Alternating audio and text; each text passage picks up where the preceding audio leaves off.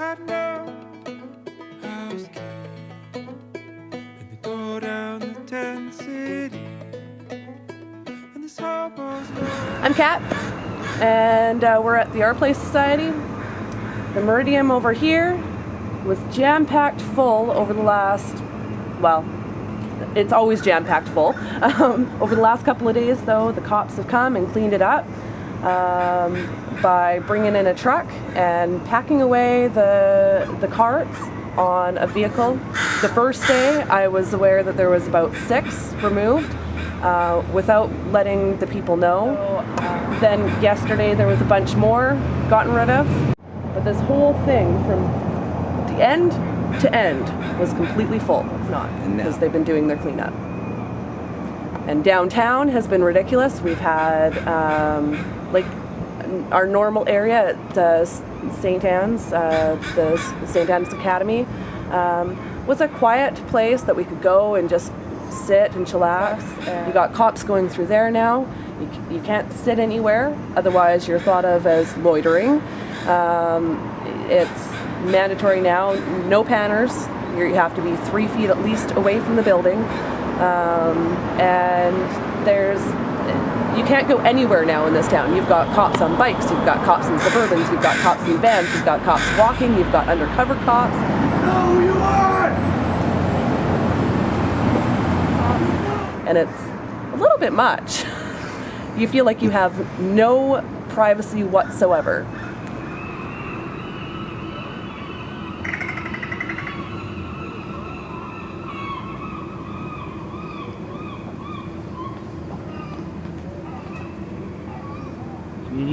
And today we have Kevin Abram. Kevin, you are involved in a red tent city idea that is being talked about quite a bit. Can you tell us a little bit about that?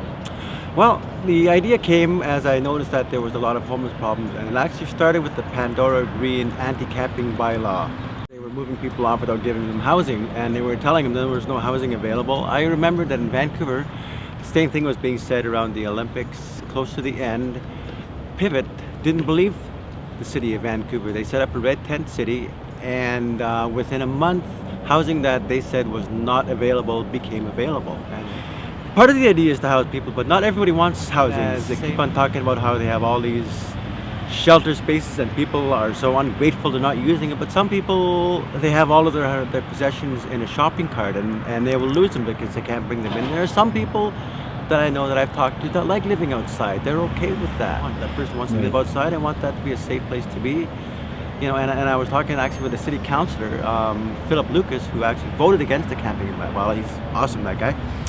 And he has talked about a Dignity Village, and the more I looked into it, Dignity Village started out as a tent city. The Observer Trading in Vancouver, and it's really, really good. It's really concise, and if anybody's interested, that would be a great thing. The Cop Watch they're both great things to have, and they are needed to make sure that people are safe and treated respectfully. Well, let's start walking. This downtown whole scene just eats away at everybody so slowly. Real life and real color with real people. With the state of homelessness, what do you think the state of homelessness is in Victoria? What state is it in? Piss poor. It's poor. It's piss poor. Not enough beds, not enough services.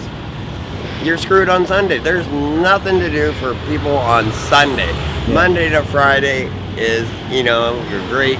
But, homelessness doesn't take a back seat on, on the weekends because, mom and pop don't want to, come out and hand out sandwiches and stuff like that. I'm not giving them shit or anything, but it's a fact. It's a reality. You ask anyone on the street there, Yeah. Saturday is bad. Sunday is the worst, And that's when, I guarantee it, crime rates go up on Sunday. Actual, factual. Supply and demand. You give them all this stuff, they don't have to go out scavenging and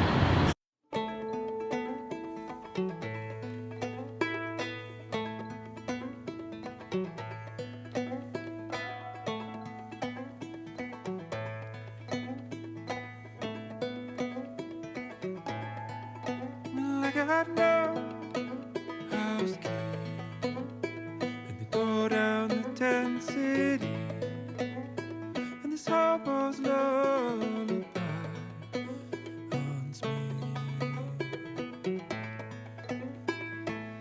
And I'm only rolling on Sunday morning, I'll be gone. And I'm only rolling on.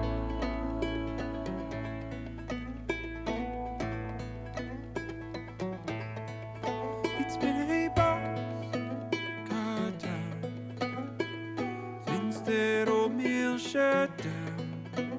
Didn't we always say we'd get out?